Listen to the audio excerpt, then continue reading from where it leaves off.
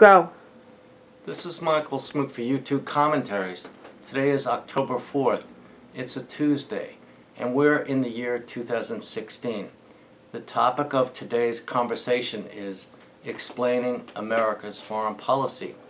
The reason why I feel compelled to have this conversation with you today stems from the fact that we're in a presidential year. There are going to be elections next month.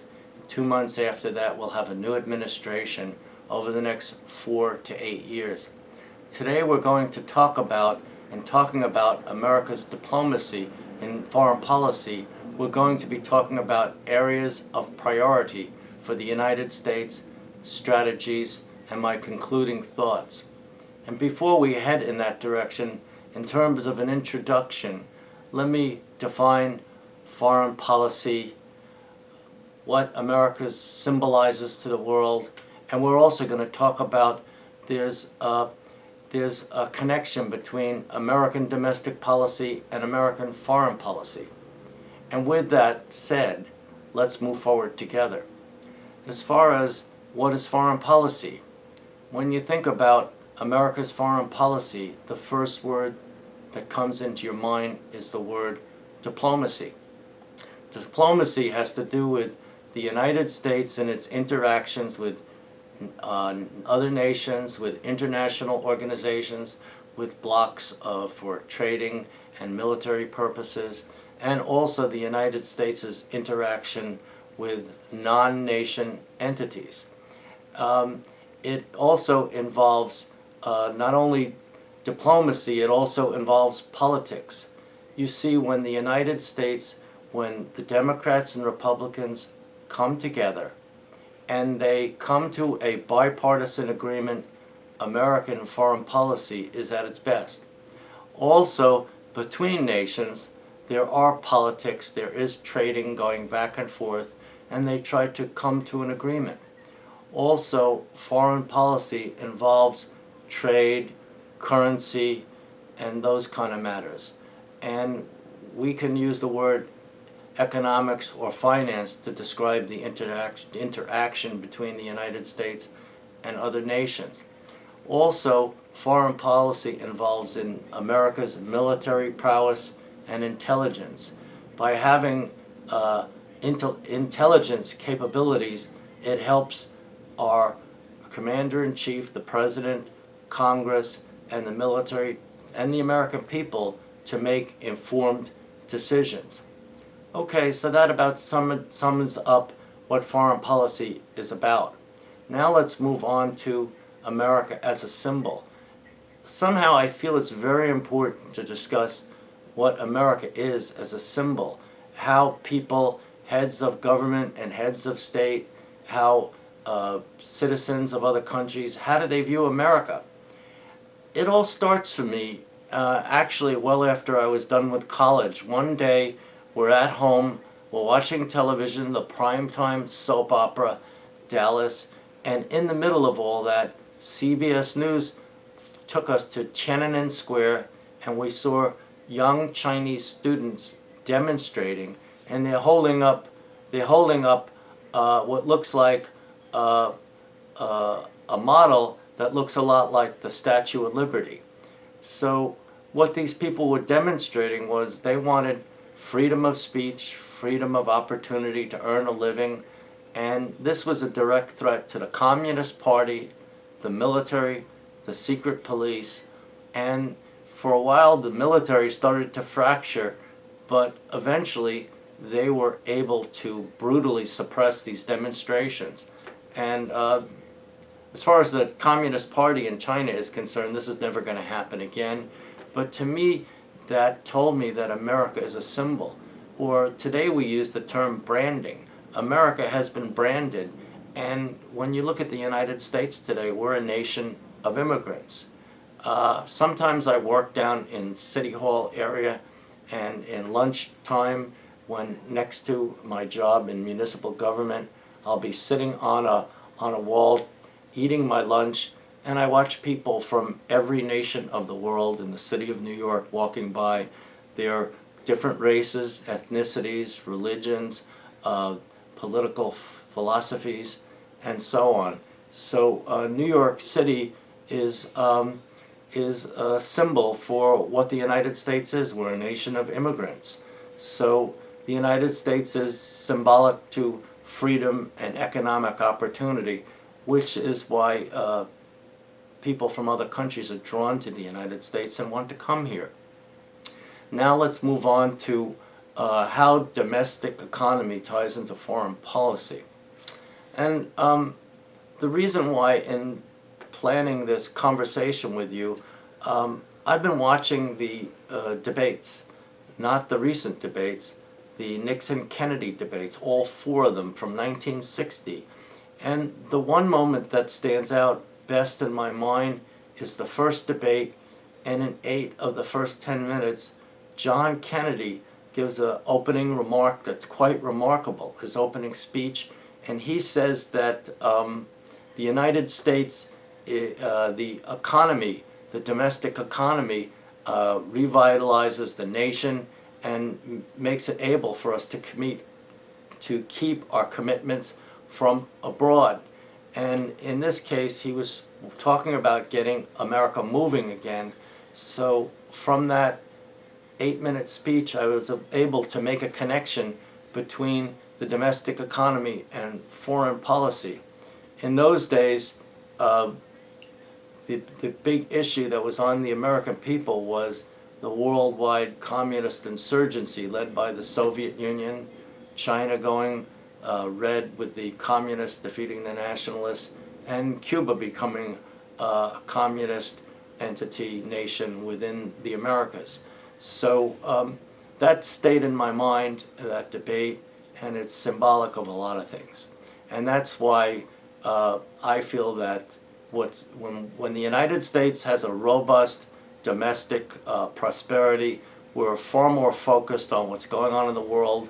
Our leadership is concerned with what's going on in the world, and the American people start to looking not only paying their bills and day-to-day living of getting by, that the American people also are thinking, well, what's going on in China? What's going on in Asia? What's going on in Africa? American people become a lot more focused. And when you have a well-educated and thoughtful electorate who are concerned about not only their day-to-day needs, but with what's going on in the world, it makes for a better U.S. foreign policy. Sometimes we look to the leaders to give our leadership in terms of foreign policy, but I think sometimes the American people could help the leaders plan better foreign policies. So that's why I like to think we're all in this together. Now that we've given you an introduction in terms of a definition for foreign policy and words like diplomacy, we've talked about why America is a symbol to the rest of the world, and we've talked about why domestic policy influences foreign policy, and how the American people and our leadership, there's an interface and a communication back and forth, and we could both help each other by providing better foreign policy. Now let's talk about where the next president, whether it's going to be the Republican Donald Trump or the Democrat Hillary Clinton, over the next 4 to 8 years, what they need to be focusing on. I think there are 4 areas that need to be prioritized. First, I think that we need to focus in on what Obama has started, the pivot to Asia. One area that's new that the United States needs to focus in on is we need to, at minimum, be a part of China's establishment of the Asia Development Bank. That's at minimum. At maximum, we need to be a full equity partner and have a seat at the table, and along with China have equal status and make decisions about loans to developing nations and at sometimes grants.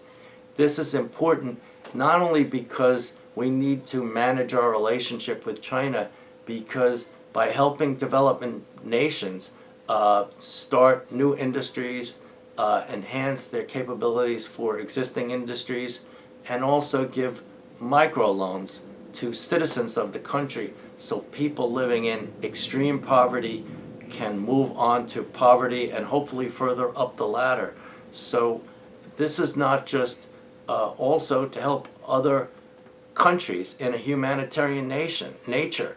It also allows American companies to open up branches in these new developing nations so we can build products at an affordable cost and sell it back to the United States.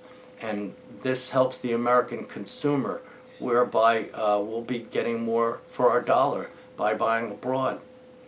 In addition, what the United States needs to do with the lame duck Congress after the election is the Democrats and Republicans need to vote on the Trans-Pacific Partnership with Japan and Vietnam on board.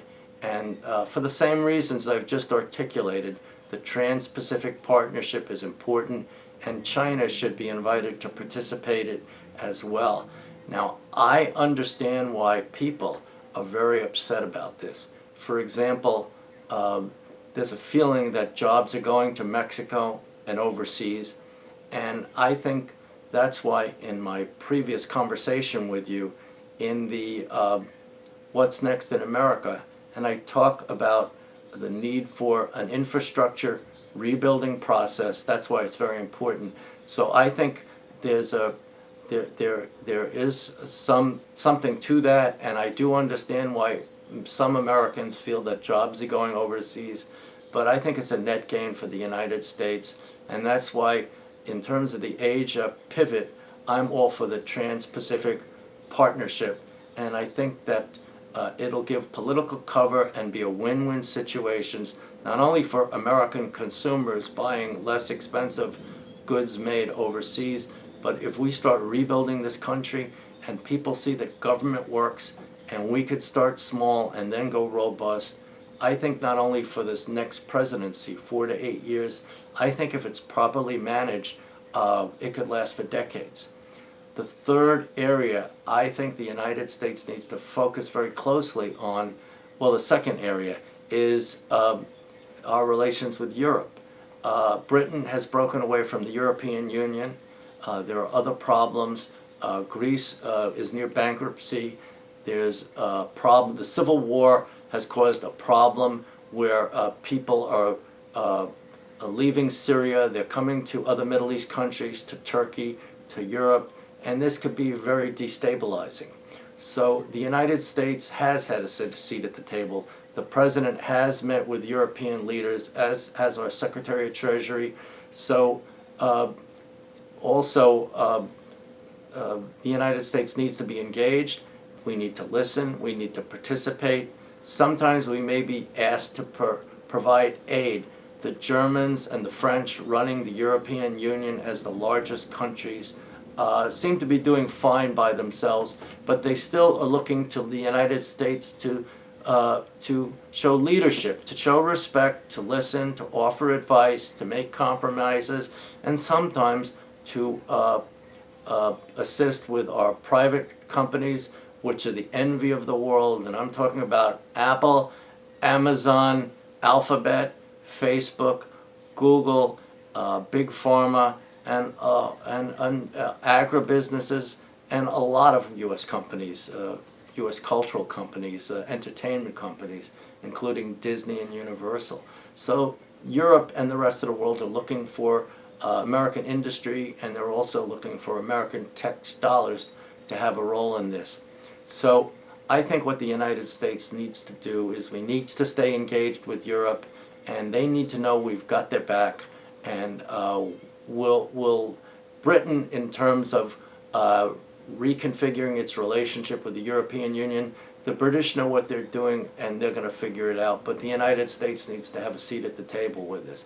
In addition, defense and intelligence are very important and are connected to the economic and financial aspects of our relationships with Europe.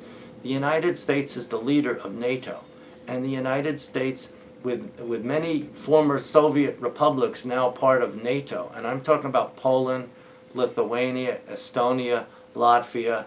They've been ruled by the Soviets and now the Russians for 70 years. Now they're part of NATO.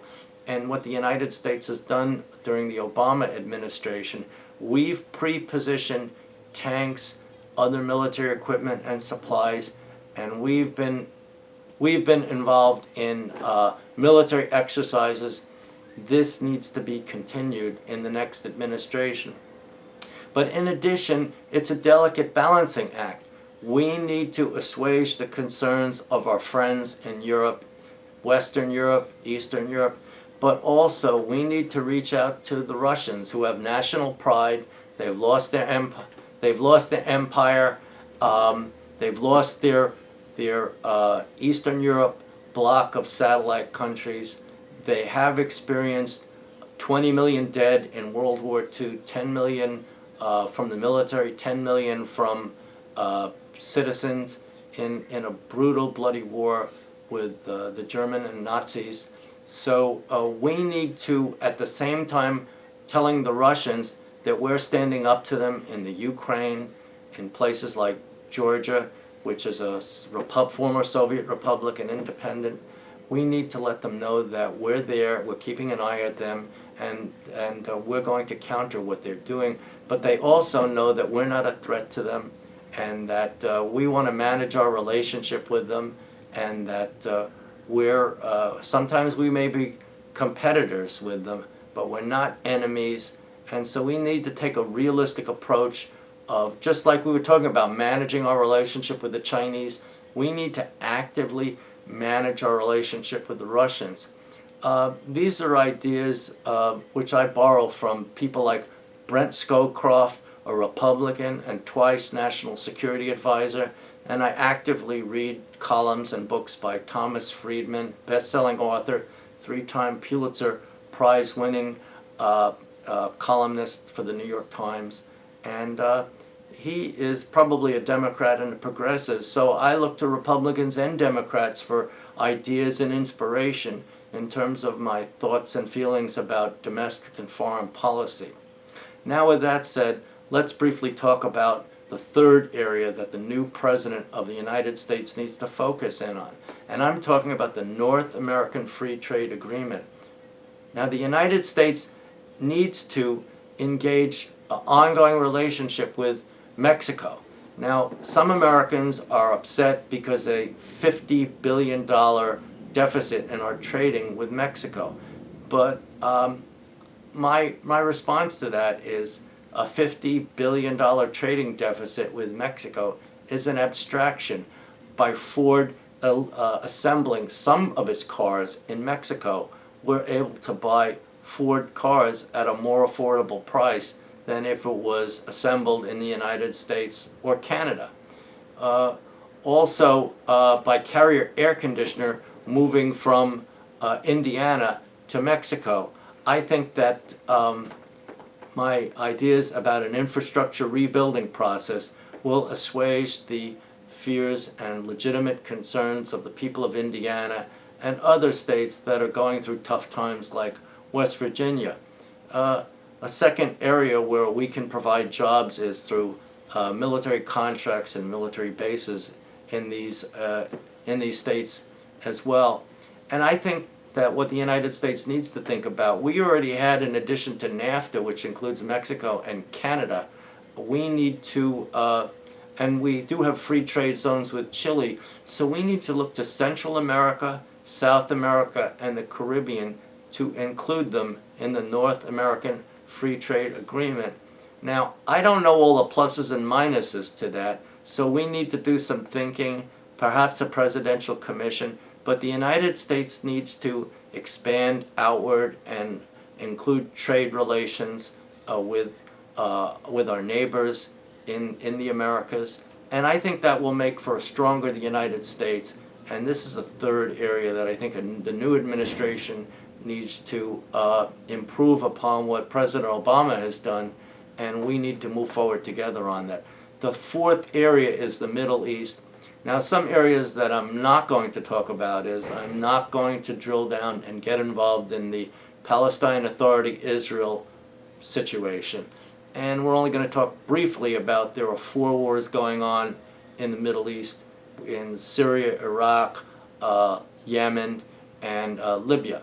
Let's first talk about the most outstanding accomplishment that the Obama administration has done in the last 8 years, and that's the Iran nuclear agreement.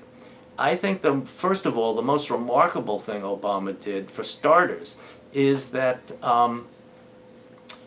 for many years, with our allies, Japan, France, Britain, Canada, we maintained economic sanctions against the Iranians. And we also persuaded our rivals, China and Russia, to join in the sanctions. So that was one of the reasons why the Iranians agreed to come down and sit down at the table with us, and also to agree to be free of nuclear weapons, of developing nuclear weapons over the next 15 years. And I think that the fact that Iran has given up 95% of its plutonium and has gone to other countries for safekeeping is a right start. Now, I socialize with people and I listen to them, and some people saying this is a bad deal because the Iranians are coming into $150 billion. What are they going to do with that?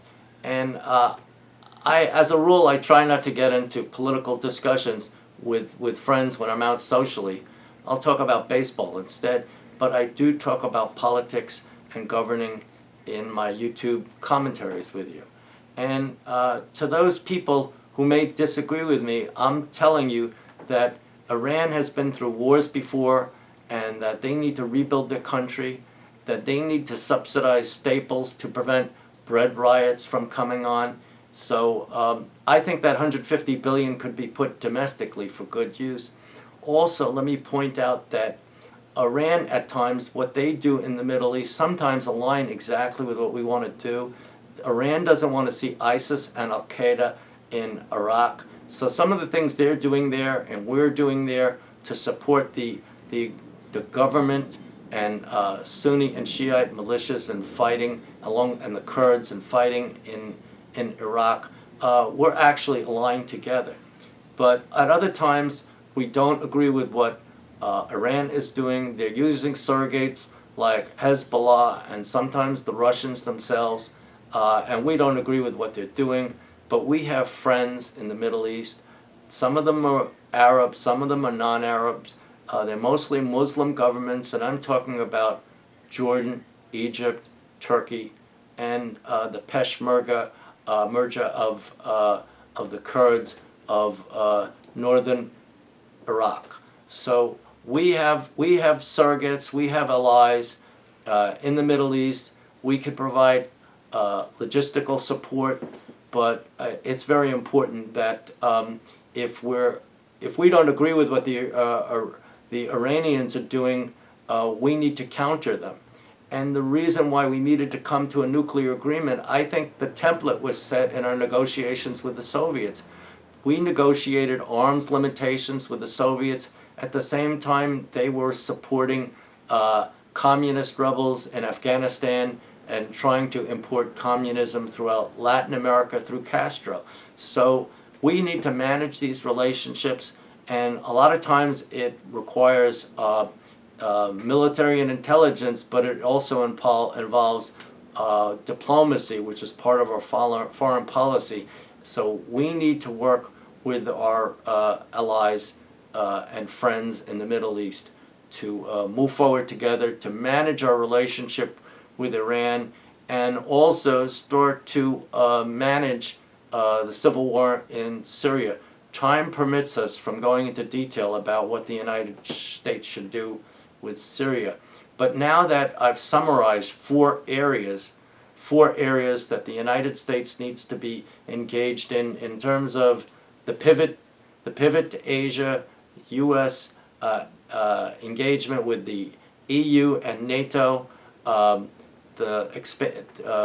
solidifying and expanding the North American Free Trade Agreement, coupled with, on the domestic front, an infrastructure rebuilding process, and also managing our relationship with Iran, who are adversaries, but sometimes we're aligned together in policy, and also keeping in touch and working closely with our friends in the Muslim world, Arabs, Kurds, and Turks.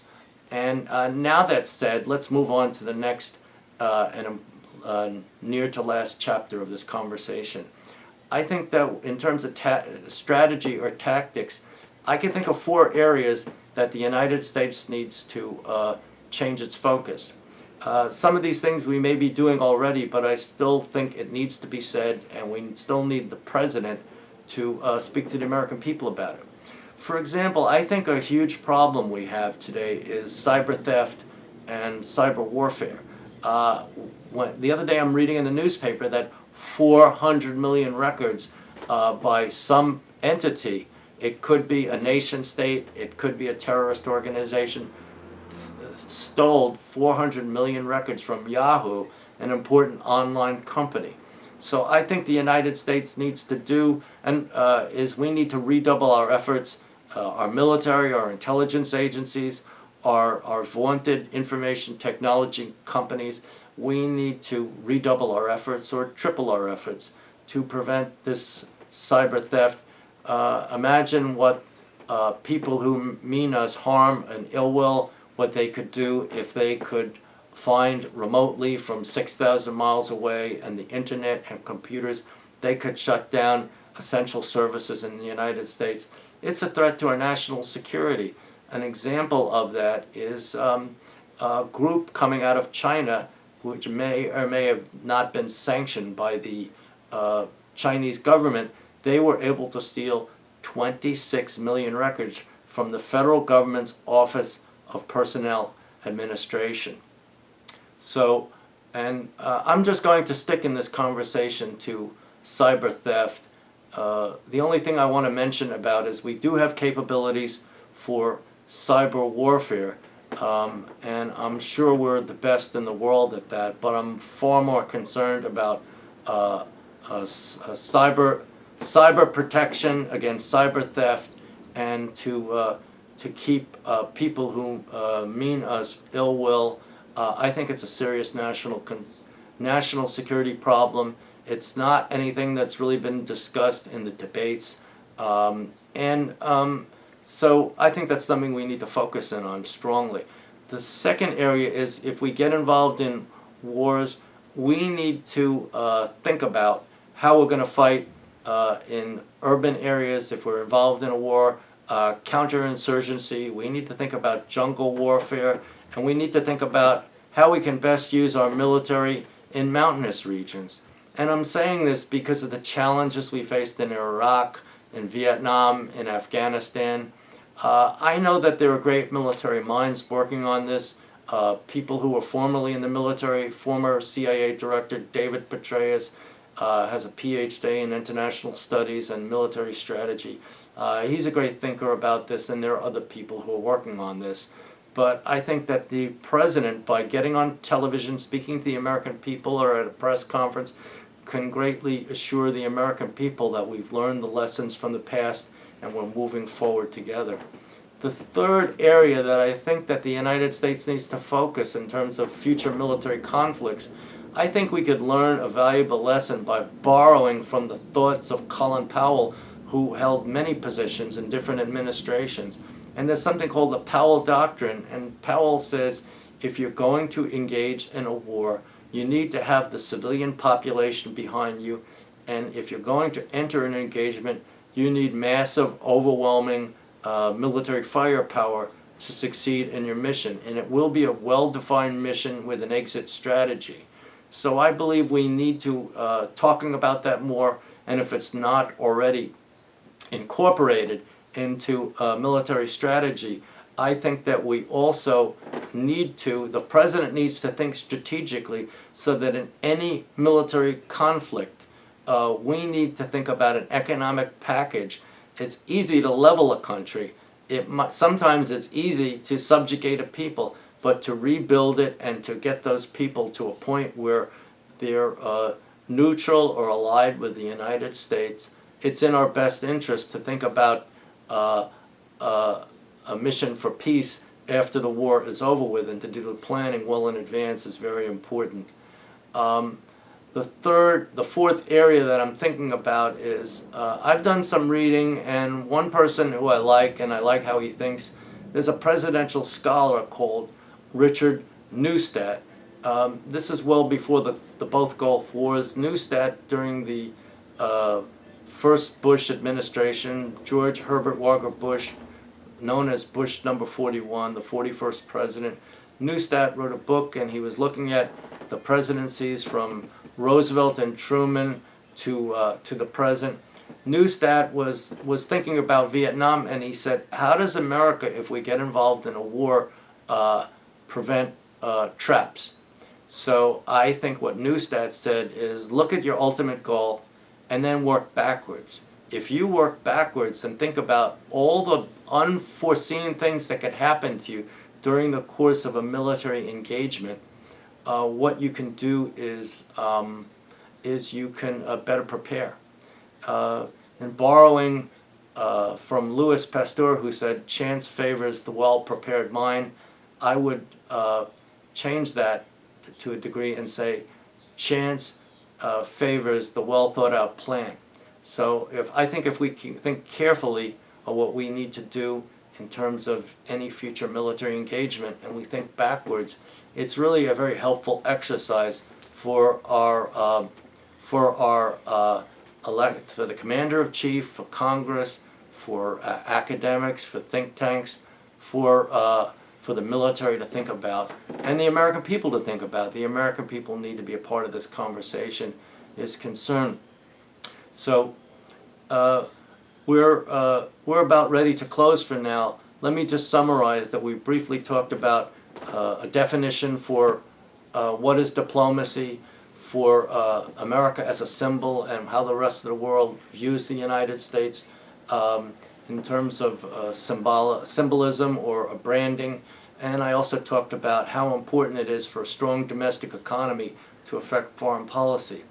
And then the main part of this discussion, I talked about 4 areas of priority the next administration should focus in on, and a change of focus and tactics which would greatly help the United States.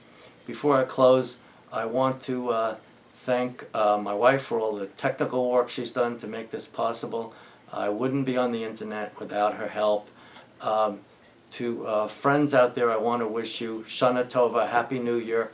And until next time, this is Michael Smook for YouTube Commentaries. It's October 4th. It's a Tuesday. We're in the year 2016. I'm talking to you from Forest Hills. Until next time, goodbye and good luck.